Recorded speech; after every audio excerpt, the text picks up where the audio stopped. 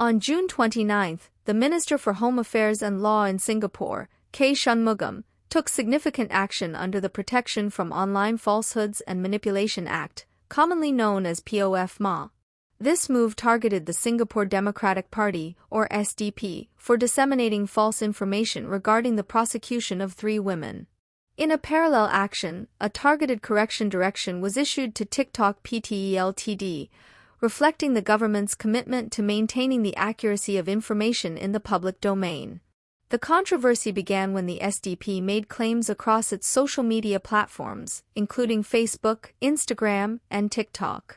The posts contained 2 primary falsehoods. Firstly, that the women in question were charged for organizing support for Palestinians amidst the ongoing Gaza conflict, and secondly, that Minister Shanmugam personally prosecuted them because the government disagreed with their views. In response to these allegations, the minister clarified that the charges against the women, Ms. Anamalai Kokala Parvathy, Ms. Siti Amira Mohammed Asrori, and Ms. Masamad Sobakan Nahar, were filed solely under the Public Order Act of 2009. This legislation is crucial in Singapore's legal framework, particularly for maintaining public order in sensitive areas. The charges specifically pertain to organizing a procession near the Istana, a location designated as a prohibited area under Singaporean law. It is important to note that this area is off-limits for public processions and gatherings without the requisite permits. Minister Shanmugam emphasized that the prosecution had no relation to the women's expression of their views, which remains protected under Singapore's legal system. He underscored that the decision to charge the individuals was made independently by the Attorney General's chambers, based on findings from police investigations, and not by him personally. This distinction is crucial in understanding the separation of powers within the Singaporean government and the rule of law that governs the nation.